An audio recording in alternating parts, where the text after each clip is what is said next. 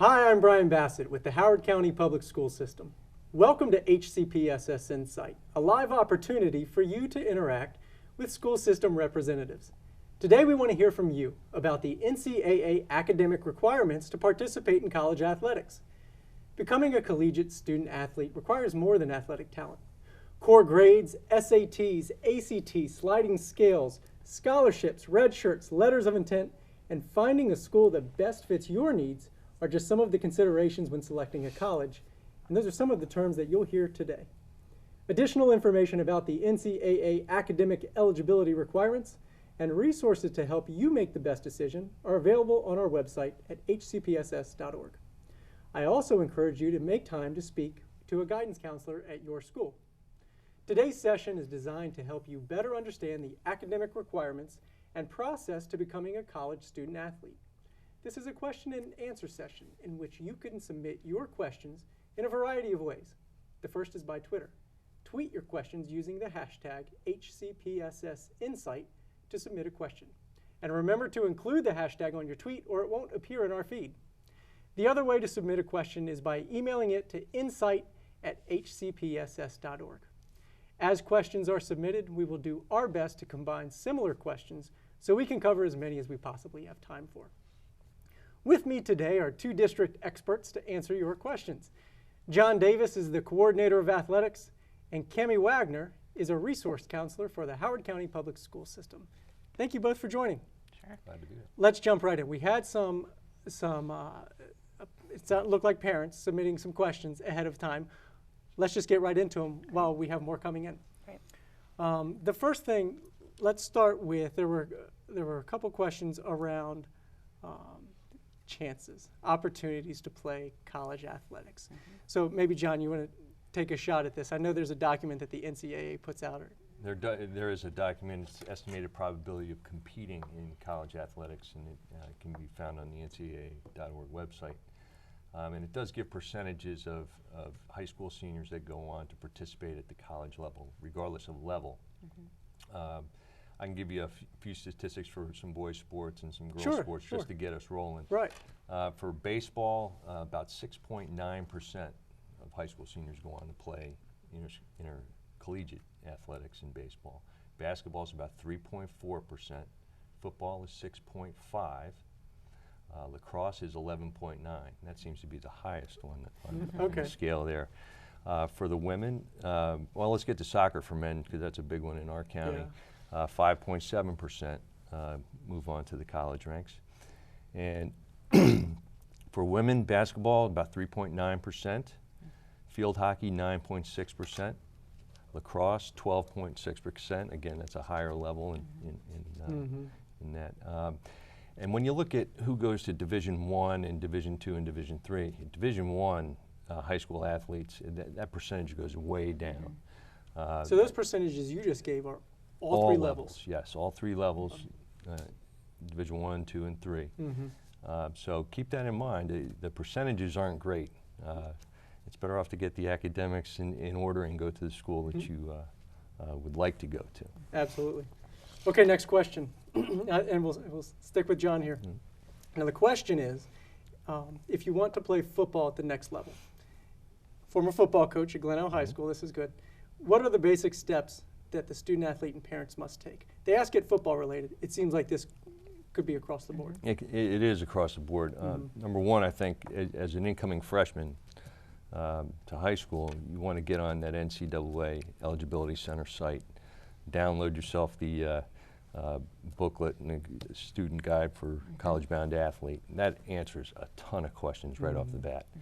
And then meet with your counselor and make sure you're taking the right courses, because it does start in your ninth grade year. All those courses count, and a lot of times folks tend to take that ninth grade year a little lightly and not sure what to expect in high school, and all of a sudden they're in the hole academically. The courses and the grades, right? Starting in ninth grade. Right.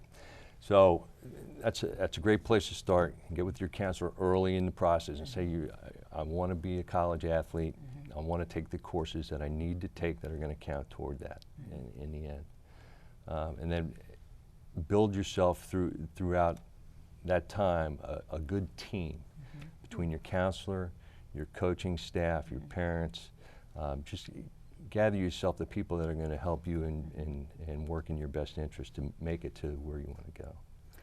Cammie, give a brief overview of if a high school student athlete walks into their counselor's office, what does that session look like to prepare them for the path to playing college ball? I think it depends what the student brings and says, you know, I think I'm interested in playing sports, or I definitely know I want to play this sport at the University of Maryland. It kind of depends what they know at that time. But I think the goal is to, if we can start early enough, we can make sure we get you in the right classes. We start looking at your grades and making sure you're meeting those requirements. Because there are certain requirements you have to meet in order to be eligible by the time you graduate and even be considered to play. And those are all academic requirements, much less the athletic side. So John referred a minute ago to this document. Hopefully we got a shot of this. This is good stuff, right? Oh, there's tons of stuff in there. Every parent, every student athlete needs Should to have a take a copy look of at that. this. Absolutely. It's a free download from the NCAA website, the Eligibility Center website, which we'll touch on. Actually, we can touch on it here. We'll jump to this question. The question is about resources. Where can parents, where can student athletes find resources to help them throughout the process, besides this document, which is number one, step one, right? Absolutely. What else is out there? I mean, definitely the NCAA website and the eligibility website, which are two different sites. Okay. But they're both great resources. Can you explain those two?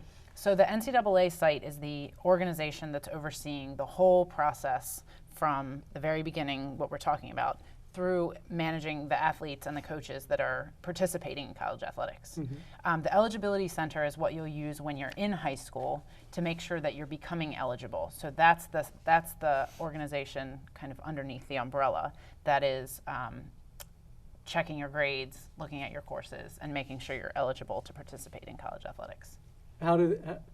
What do you do there? How do they know what your So- grades are? How are they finding this information? Okay, so when you're finishing your junior year in high school, you're gonna actually you can create an account sooner than that, but you can't upload your transcript until you've completed 6 semesters of high school. So you can't really enter yourself until you've completed junior year and you have those grades. But you can start using the site much earlier to start figuring out what classes I need to be taking and am I making progress. In that guide, there is a worksheet that you can use to start actually calculating your grades and see how you're progressing towards whichever goal that you have.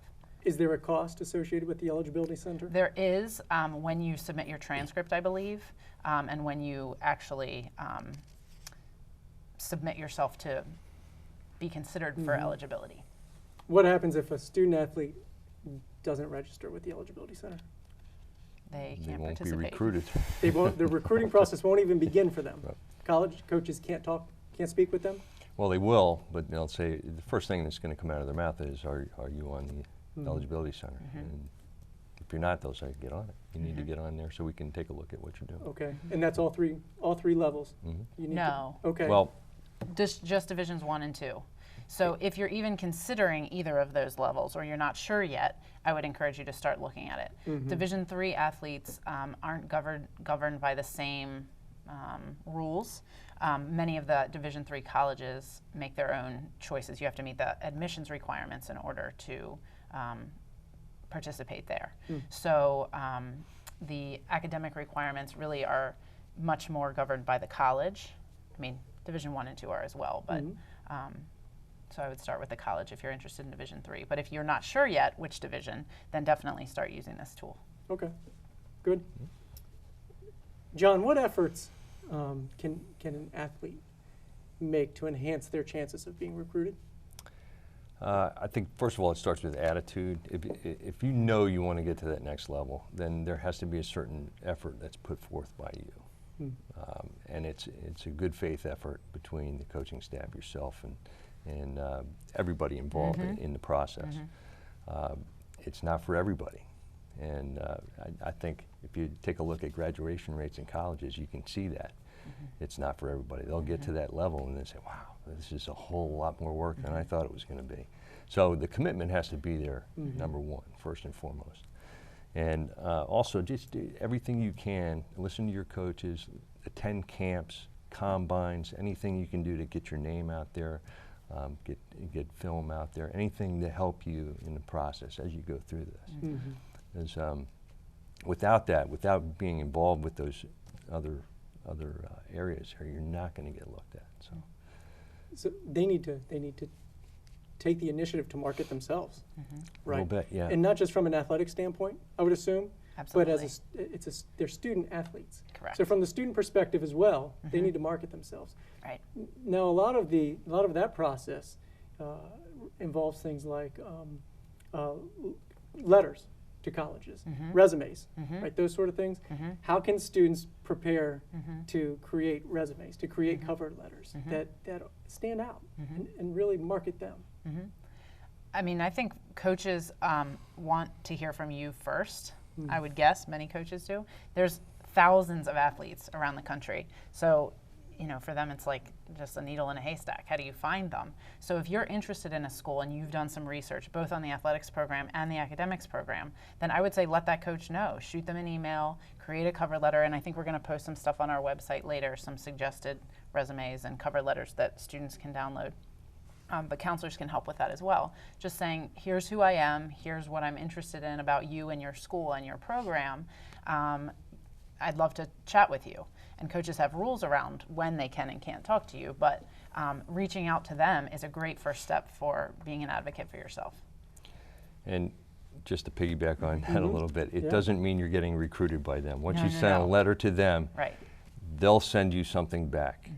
It could be a letter, it could be something that says, Postcard. thank you for your interest, or someone has recommended you. That does not mean that you are in the full-blown recruiting process. That is just an interest letter, and it's just confirming that there's interest there on both levels. Well, let's take that one step further. What if you receive an invite to their camp? Is that recruiting? It can be, yeah. I mean, usually they're going to send that to a lot of people, and it usually goes through the coaching staff. So attend the camps, attend those combines, again, to get your name out there as well. But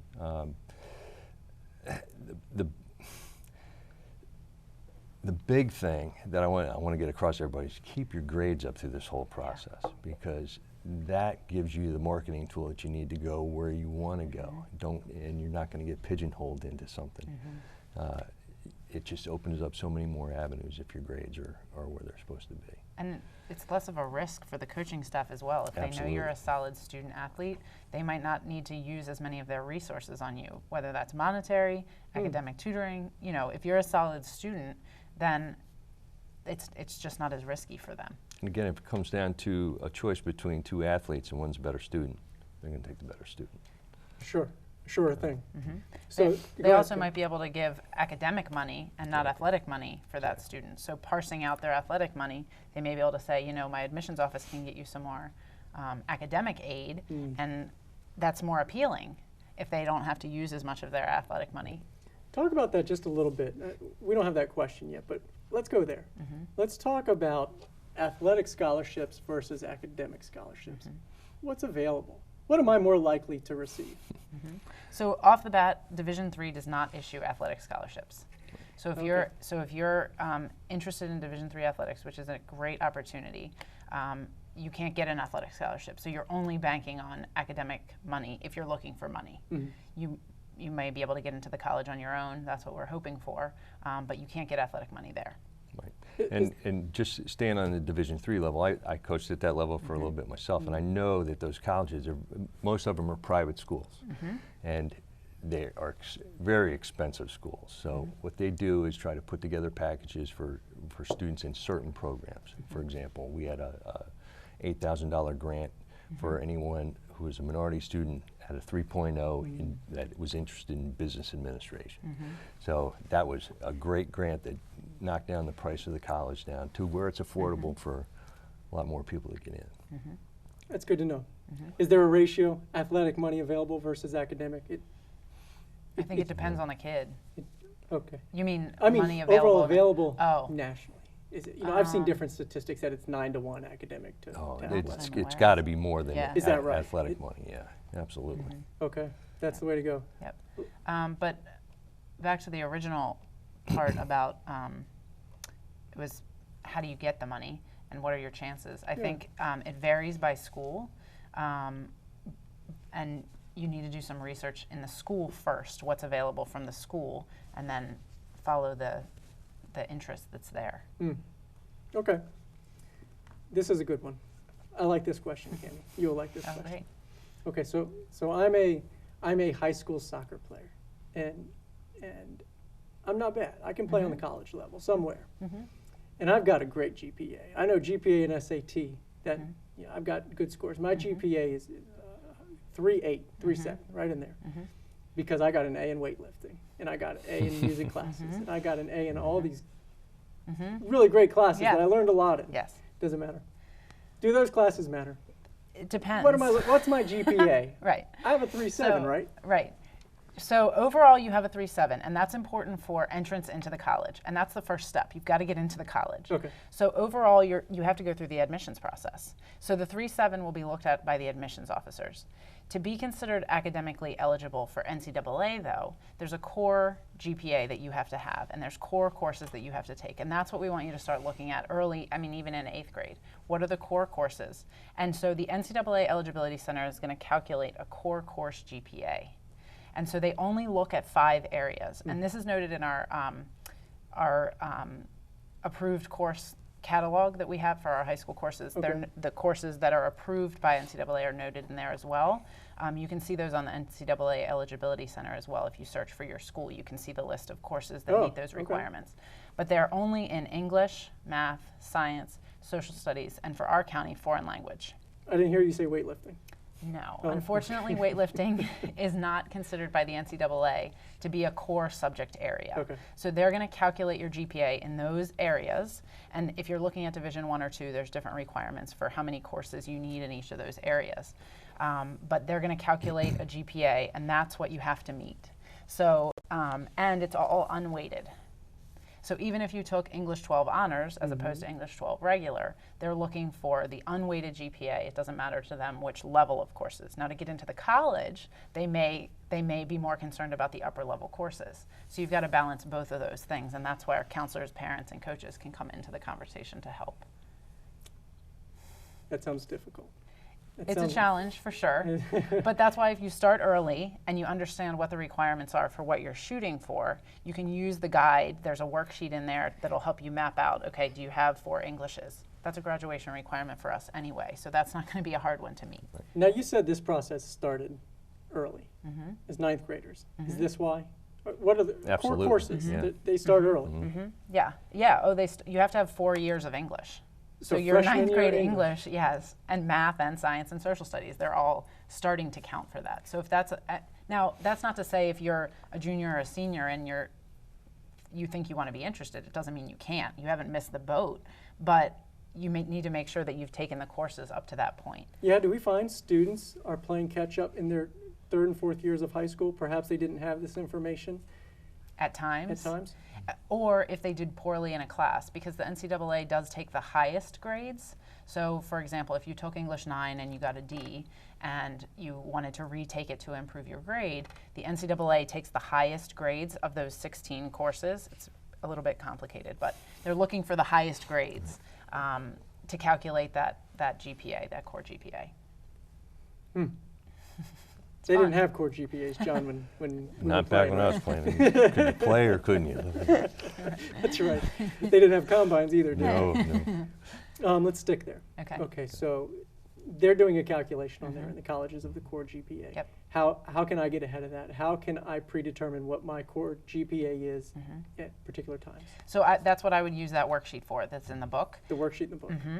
That's your best tool, but also making sure you're taking the core courses. Sometimes it seems like a course would be a science course or would be, would fit into one of those categories, but it's not approved. The courses that we submit have to meet their requirements. It's not anybody here choosing which courses are approved or not. We're submitting them, and the NCAA is choosing which courses are approved.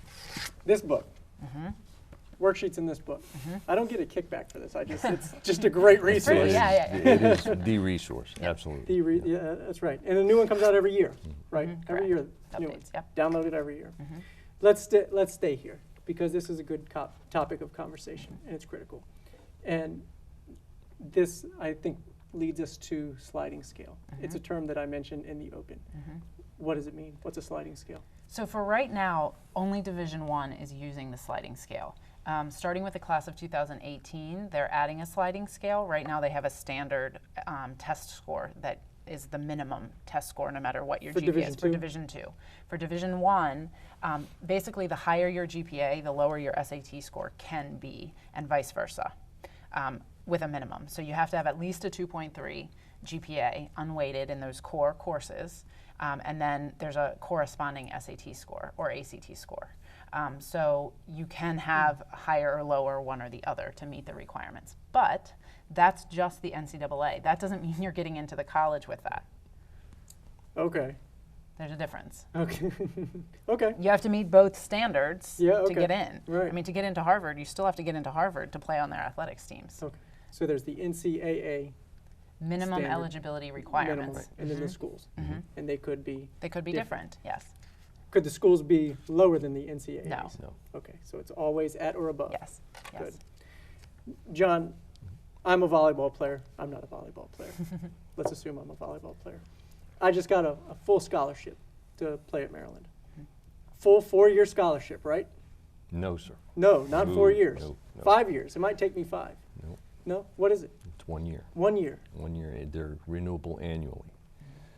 Staying in good status with the school, being academically in par. Those are all things that the school considers, but those are 1-year contracts that you go into. Let's say that academically I'm fine, but can they take your scholarship because physically as an athlete I'm not cutting it? Generally, they don't. They've put that effort into you. They've made that decision. Usually, they will honor it for the duration of your time. But say you get injured at some point during your career as a great volleyball player, and you can stay on scholarship throughout, but they may give you another job like a student assistant coach in order to earn that money. They're not just going to let you float away in the dorms and become anonymous. They're going to have you work, but you'll still be involved with the athletic program in some capacity. I would also add that all financial aid packages are yearly. So whether you're an athlete or not, when you're submitting your financial aid packages, you get a loan or you get a grant. Most of them are 1 year. So I wouldn't assume that they're 4-year deals. Okay, so accepting a scholarship, being offered and accepting is not the end of the road. And Every year. oftentimes they'll put a stipulation on your scholarship that you may have to maintain a certain GPA in order to keep that scholarship. Oh, okay. Okay, let's move on. There are, John, there are events out there that private companies hold. You pay to participate, be it a combine or a camp or any of those. Are there, and this is a question that just came in right now, are there free opportunities as well? Free. Yeah. Usually there's some kind of entry fee. You know, it's very minimal, but to go to a combine or something, it's just for the price basically of admission. Yeah. But generally, those are good to go to, but it's a double-edged sword. You can go there and perform poorly as well, and your stock could drop. So you've got to be careful on where you go, who's looking at you, where that information's going. And also, if you do have a poor combine somewhere, you can go to another one and help yourself out too. So Okay. there's other ways to do it. What And about- say you just blow it out of the water, that's out there. So everybody knows that, and they have those numbers for you, and it's a good thing. Okay. What about marketing yourself by participating in your high school athletics and creating a video that you can post on YouTube? I mean, That's a It's question. good, but a lot of times a student will do their own video and they think they're showing great stuff. But I can tell you, you need to collaborate with your high school coach so that you know what college coaches are looking for. And for example, when I was coaching in college, and I saw a film on a student, I wouldn't look at what they did at the point of attack. I would look what they did when the play went away from them. Things like that, and So whole that really game video. tell you something about the kid other than, you know, can he play? Highlights. Obviously, at the point of attack, you wouldn't be looking at him if he wasn't good at the point of attack. But what's he do other places on the field? What's he do on the sideline? And that's why it's so important to see kids in action Live. in live areas, and to see how their attitude is. Now, college coaches a lot of times are in those stands, and students don't know it. Absolutely. They'll Plain either clothes announce come in? that they're going, to see a kid, or they're just stopping by on a recruiting trip. Okay. So usually with Twitter and all those things now that they It's have everywhere, available yeah. to them, they'll just say, hey, Billy, I'm coming to your Stopping game by. tonight. Yeah. And then all of a sudden the kid freaks out. Oh, I got to be really good. Yeah, right, no pressure. But you know, it's changed. Yeah. But they announce it, or they just come by and see it. And I will tell you this: they're also looking for multi-sport athletes too. Not just folks that dedicate themselves to one sport. That can be good in certain instances. You may only have a skill set for one certain sport, but they're looking at overall athleticism too. So they may come, if you're a football player, they may come see you play basketball or baseball in the spring, or lacrosse, or so to see you in another venue, to see how you participate and how you stack up with the other athletes in those sports as well. That's interesting to me, because it seemed like we went through a period recently where it was find a sport and focus on it. What do you want to do after high school, right? Now we've moved out of that. We've gone back to be a well-rounded student athlete. Absolutely. I think also in women's athletics, and probably men's as well, it seems like they're finding that students who isolate on one sport are tending to have higher rates of injury, because they're using those same muscles over and over, whereas if they use, if they're participating in other sports, the rate of injury seems to be less. It's still early in the research, I think, but. Yeah, and I think there's no mental break as well. Right. You know, if you go from one sport to another, it's a whole different mindset. Yeah. You know, there's a chance to relax in a different way. You know, you maybe put your main sport on and use another sport for conditioning in the off season, and just it just gives you a mental break. And that helps, because there is a burnout factor. Yeah. You know, if you're playing one sport all the way through and you get to college, a lot of times it's like, oh my gosh, this isn't fun anymore. And do you want to So- commit to a higher Exactly. level after you've been participating since you were 5? Yeah. That's a big question. There's a follow-up that just came in to the conversation that we're having, and it has to do with some of those private recruiting services. Are they worth it? Is there value in third-party private services? If there's interest, right? Well, I mean, they're not Let going me to. ask it this way. Could a third-party private recruiting service put you in a school that you can't get in yourself? No. Okay. No, you still have to do the work. You still have to, have the grades. You still, it has to be a fit for you. Right. What they do is get your name out to a whole bunch of different areas. But again, data is data. That is that. Good data is much more important. Numbers, And when it comes down to crunch time, the college coach is going to talk to the high school coach. Hmm. You know, to Not find to a recruiting. not to a recruiting coordinator. service, and they're going to talk to the parents. And so the better team you put together at your high school, the better opportunities you're going to have down the road. And again, it's less expensive. absolutely, you don't have to pay all that money, and maybe nothing comes to fruition out of that. So they'll find you. And that's one of the myths that they say that's a myth, that they'll find you. Yeah, If right. you're good enough, they'll find you. And it's true. Yeah. They'll find you. They'll find you. They rise to the top. Okay. Let's jump off of that. Let's talk about academic aid. As a student, how do I apply for that? For academic aid, so Yeah. there's lots of sources of that, and actually we have a couple of regional financial aid nights coming up at some of our high schools in November and December, so we'll be publicizing those dates where you Okay. can come get information about financial aid in general. But really you're going through the same avenues as a non-athlete would. You're going to be completing the FAFSA, which is the free application for federal student aid, in January of your senior year. You can't do it before then. You can do some estimates before then, but you can't actually submit until January. Next year it's going to be earlier. FAFSA's changed. But you're submitting your financial aid information, tax information based on your family's situation, and then you're listing the colleges that you're considering, and then between the college and the federal government and the state government, they're going to try to offer you aid. Those are loans and grants, but you can also get academic scholarships. In many cases, you can't qualify for the academic scholarships if you haven't filled out the FAFSA, even if there isn't a need there. So I would encourage everybody to fill out the FAFSA, just because leave no stone unturned. Costs associated with? FAFSA is free. It's the free application for federal student aid. Well, there you go. Okay, good. This is a question that was pre-submitted earlier today. And I'll be honest, it's something I hadn't heard of before. The question is, what is the difference between headcount scholarships and equivalency scholarships? John? Well, head count scholarships, it's only certain sports that have them. It's football, basketball, tennis, and gymnastics and volleyball, I think are the ones. And then the other sports, it's not a head count, it's an equivalency. So they can divide up their scholarships to meet the maximum if they have that. So that's the basic difference. So essentially, headcount scholarships, if this team has 20 available, they'll have 20 kids fill those. Yes. And equivalency, if they've got 20 available, they may divide those among 30. Absolutely. Okay, that's the difference. And that was the answer to the follow-up question, how are they divided? And that And could be based depends. on the institution, Right. you know, Okay. and what their needs are for the team and all that. So that's a coach's decision. How many they've already given out Right. to the 3rd and 4th year students that are still there.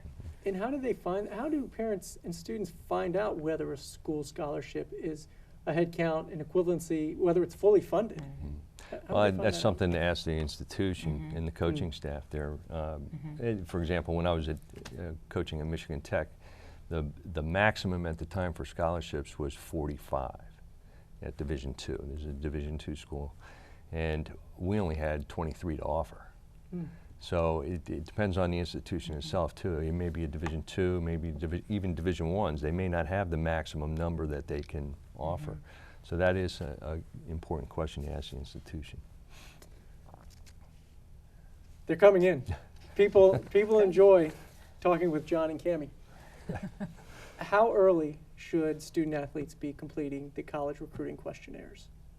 When they come As in, soon as you get them, as soon as you get them, because it's just information back to the college. What are they doing with those? What's the college doing with that? Well, they're making up a database, and they, you know, here's so-and-so from this high school. This is in this coach's area.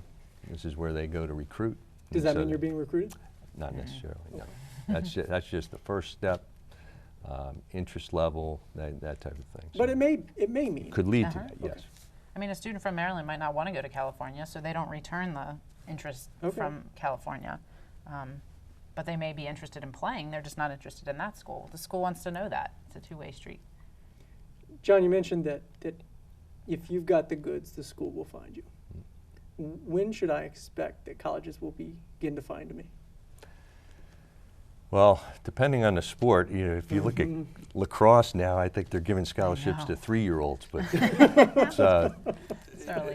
what they did, they're targeting people. I mean, they certainly see the talent that's out there, and the ones that are the cream of the crop, they're already on everybody's radar, whether they're 7 years old or they're 17. So typically, though, you're going to get contacted in your junior year by the college. Now, that doesn't mean you can't contact them earlier. Now, I know a lot of kids will commit early. You know, they might be a freshman in high school and say, I'm committing to the University of so-and-so. That's great. You can do that.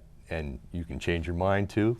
And, you know, nothing's binding at that point. When the student commits, does that mean the college is also committing? No. Right. So the student can commit, but the college might not be. Sounds good. Right. That sounds good. Right. Okay. Right. It's good for Twitter. It is good for Twitter. And it gets your name out there, too. Right. So, you know, a lot of that is it kind of takes the pressure off the recruiting process for that kid, too. You know, if he says, I want to go to this school, I'm committing to this school now, then that kind of backs everybody else off. And they don't have to, but Interesting. you get an idea. There's a game involved. And there is a game. Absolutely. So, Cammie, I'm still the volleyball Okay. player, and I'm good. But I do not want to go play at John's school in Michigan because it's cold, and I don't like the cold. And that may be one of the considerations. right? Absolutely. There's a lot more Oh, yeah. than the fact that John wanted me to play there. There are so many other considerations that student athletes and their families ought to take into account. What are some Absolutely. of those? What's the goal? You're going to college to get a degree.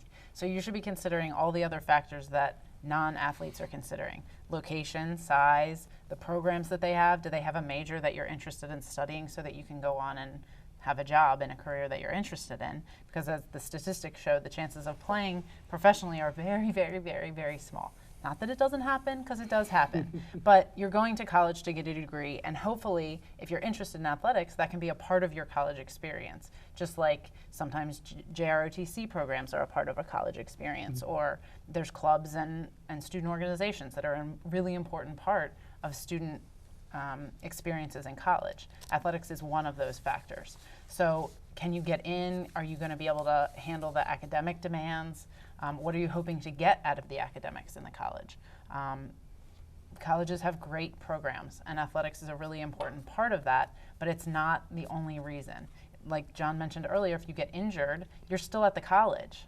What are you doing there? If your athletics goes away, does that mean you're leaving?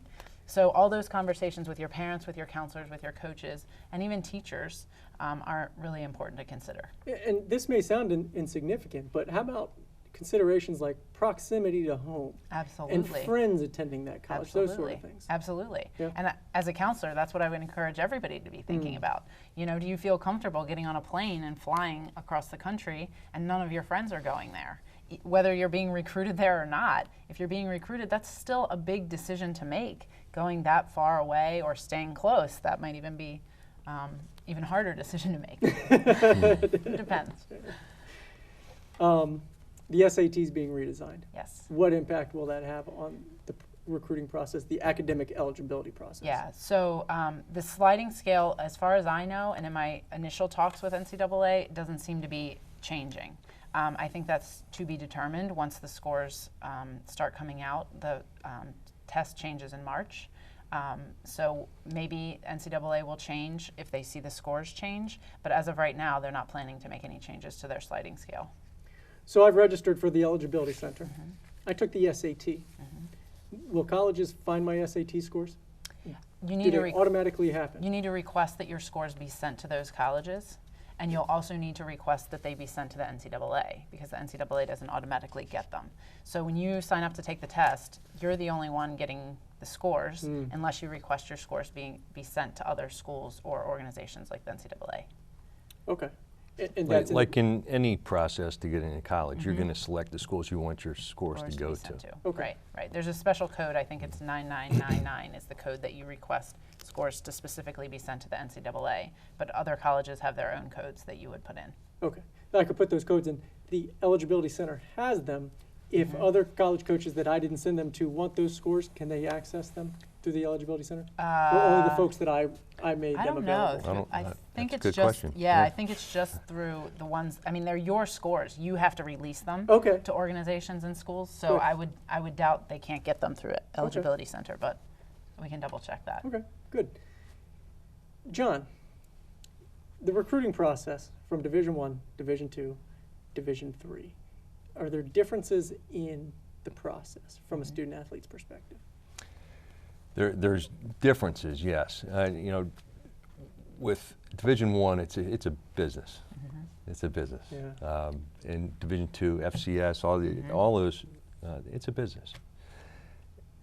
More of the Division III, that's a numbers game. You want to get more kids in the school that are participating in things. So, athletics is an avenue to recruit to the school, and they make their living off of getting more kids in there to participate, because those numbers dwindle down quickly once they get into school.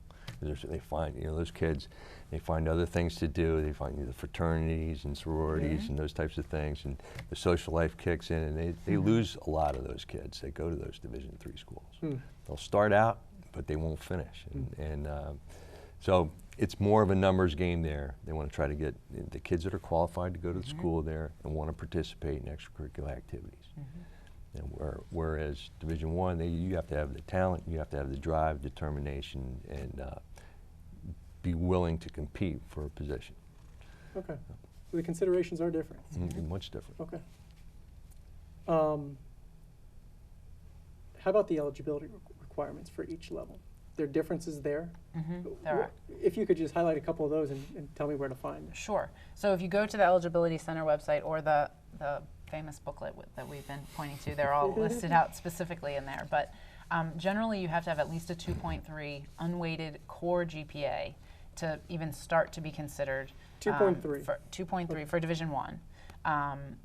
that's going to be at the end of your junior year. They're going to start looking for that. Right now, for Division II, it's a 2.0, and I think it's an 820 on the SAT is the minimum requirement. That's changing for the class of 2018, like I mentioned, for Division II.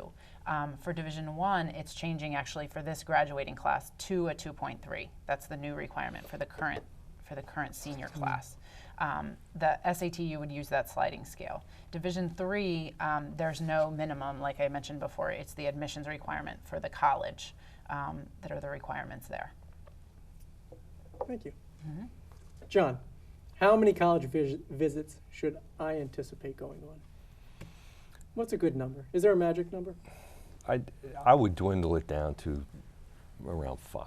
Oh, okay. Get your top choices, your reach, just like anyone else. You're going to have your reach schools. Hey, I can live at this one, and then there's boy, if I don't get in anywhere else, this is where I'd like to go, my safe school. So it's the same thing on the recruiting trail. And there's official visits and there's unofficial visits and those types of things that you can go on as many visits as you want, but you're limited to 5 at the divisional level for official visits. Okay, but they can go on more. They can Absolutely. go on. And what should student athletes and their parents, particularly, be looking to accomplish at these visits? Is it just impress the coach? There are other things that they're doing around campus, and maybe seeing if that's a place they could live. Seeing if it's a fit. Absolutely. I mean, it really is a feel thing for a lot of kids and parents that this just feels right, and that sometimes that's what the decision comes down to. But also, go on visits to figure out if it's a match for you academically. I mean, really, even when you're young and middle and entering high school, go to some of our local schools and just walk on the campus and see if you feel like this is a good place for you. Because the University of Maryland is a great place, but it is not for everyone. It's a humongous school. A lot of students would totally drown there. And even if you want to play football, well, let's help you find maybe a smaller school that has a great program. There's thousands of schools out there. We want to find the right match for you for all these reasons, not just for athletics. Cami just talked about the academic standards. Let's say that I don't meet those standards, the NCAA standard. Can I go to school? Can I participate in athletics? You can. If you're a, if you don't meet the standards, you're considered a non-qualifier. Okay. Okay, and a non-qualifier, you get no financial aid. You can't practice or compete for the first year. You can still be admitted to the school, and that's up to obviously the admissions office and what they're going to do there. But and then there's also an academic red shirt where you can receive aid, you can practice with the team, but you cannot participate in any competitions. Does that allow students a year to get those grades? Yeah, it's actually one term. And then they'll reassess and see if you meet the academic standards in a certain number of courses. Could they ask the student to retake SATs, ACTs as a college student at that point to qualify? I don't think they do. I think they're NCAA? mostly looking at the working college. Yeah, that's at that the point. college work at that point. Right. How about online courses, Cami? This is a good question that came in. Can they count toward my core GPA? They can. It's changing rapidly right now. Online courses we're seeing coming from students all over the place for lots of different reasons. So I would say before you make a decision to take an online course for a core requirement, meet with your counselor for sure, because there's so many online courses. They're not all approved. All the organizations that offer the online courses aren't approved by us or by the NCAA.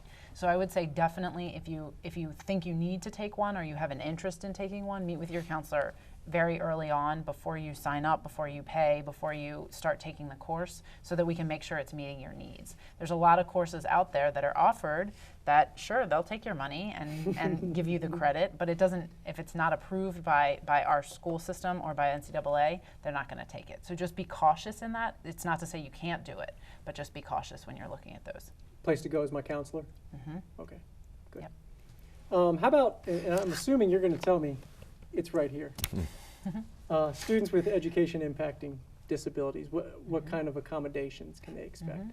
Same as any other student. If you're receiving accommodations at school, there are the courses that we offer that are approved for students with disabilities are in our catalog, and they're on our systems list. But it's basically the same as any other student. They're going to provide and allow for accommodations just like for any other education. Okay. I think we're nearing the end here. There's a few more to clean up here, so we're bouncing around slightly. John, we've seen on social media, and even ESPN is picking up these signing days, right, where they trick you and pick the hat, right? They've signed national letters of intent. I've heard that term. What is it? What does that mean? Well, national letter of intent is a contract basically between the student athlete and the school. The student athlete is going to attend the school and participate in the sport. The college is going to grant them aid to play that sport, and then it's somewhat binding. Somewhat. It's 1 year. Okay. As any other scholarship would be. It's 1 year, but also it tells other schools that they can cease the recruiting process on that student athlete. So now they can no longer do that and not be in violation. Can I get out of it? You can get out of it. Okay. But you have to be released by the school that you signed the letter of intent with. You have to be asked to be let out. You have to be released. Okay. Okay. Good to know. I never had an opportunity to sign it in LA. How, John, you coached for a long time.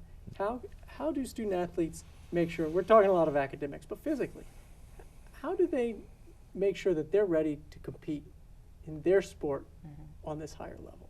What can they do beyond their practice? It's year round. I mean, whatever sport you're involved with, and in numerous sports, it's not only is it just playing and practicing the sport that you love, it's also doing the preparation work in the weight room, conditioning, all those things come into play, and it's year round, year after year. That's why it's so important an athlete that wants to aspire to the next level, that they have that commitment early and know that they need to put the time, the effort, and the discipline into those things to get to that goal. And if they're not willing to do that, they're not going to make it to that next level. What can I expect my high school coach to do to help me in that regard? For the most part, all our coaches do a real good job as far as training and using the most up-to-date things in the weight room and conditioning that will help you get ready for the next level. Not only help you get ready for the season, but you just talk with your coach. And also, once the recruiting process starts, now coaches at the colleges can give you their conditioning programs and things, and you can start them early. So there are other avenues to go as well. What else can I expect my high school coach to help me with?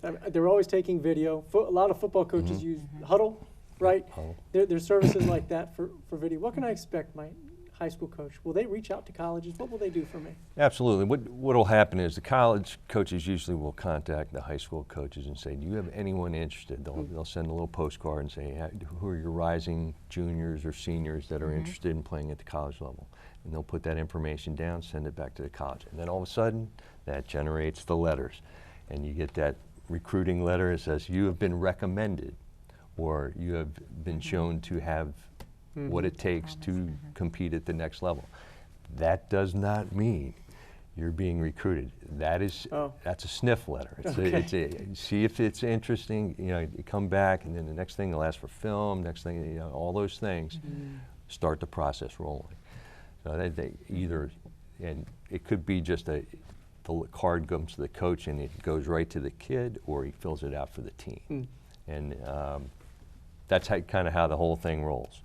And then any film that needs to be done, usually your coach will take care of that for you.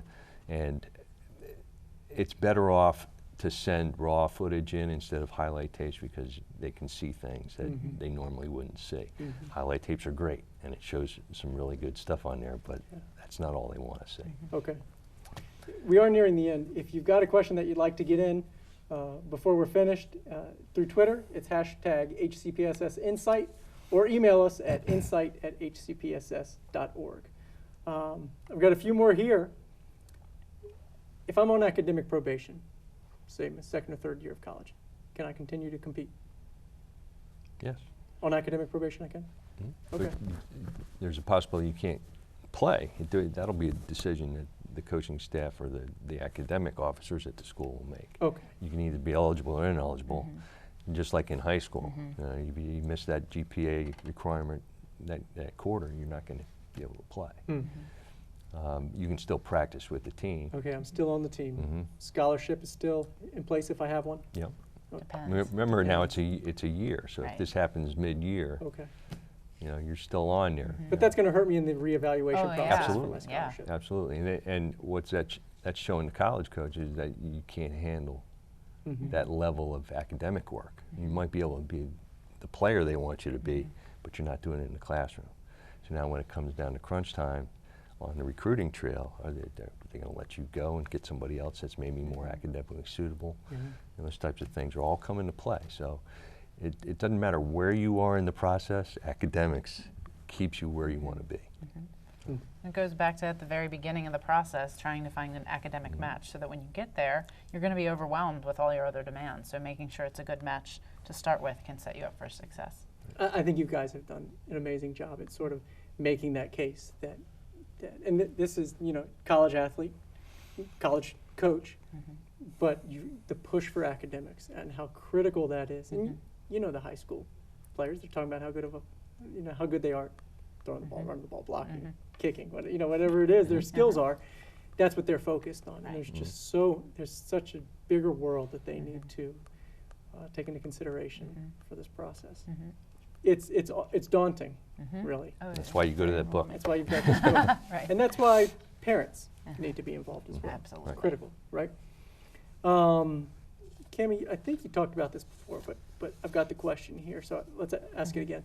Are there fee waivers available for the Eligibility Center and maybe anything else that Absolutely, yeah. Especially if you're already receiving free and reduced meals at your school, there's a lot of resources. Talk with your counselor about fee waivers for college applications for the NCAA. I believe when you're in the Eligibility Center, when you get to the payments section, you can request a fee waiver, and then the information goes, I think, to your school for them to approve. So definitely, if you're in need, talk with your counselor, and they can provide you with some resources. Okay. Last question. Who wants it? Okay, Cammie. Thanks.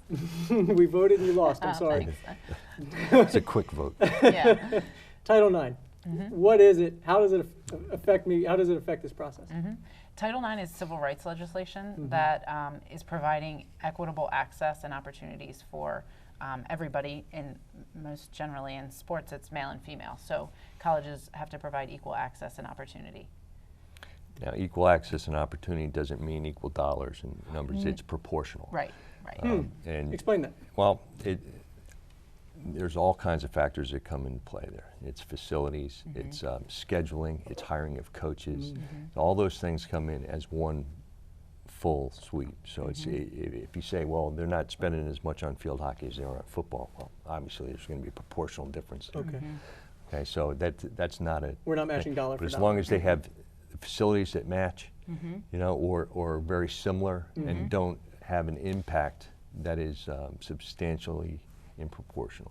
For example, if your women's teams are doing great and their facilities are wonderful and they're always up there, then that kind of offsets some of the problems with facilities or the equipment that football may have. Football's the big nemesis in that because it throws numbers Right. off left and right because of the equipment, the So stadiums, expensive, right. all those things that are involved with that. Is the amount of money that those sports generate, is that taken into account with Title IX, or is that irrelevant? It can. TV dollars, gates. Yep, and where that money goes. Right. Okay.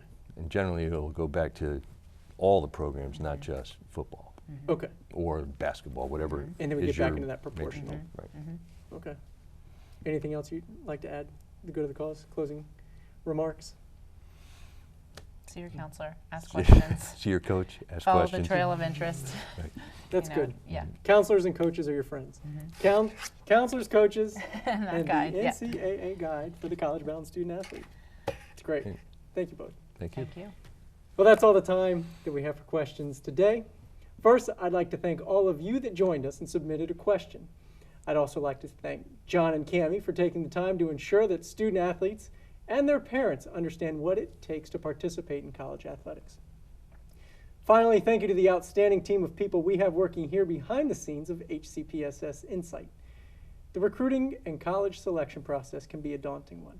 I encourage you to take time to speak with a guidance counselor at your school to make sure that you're doing everything required to be academically eligible.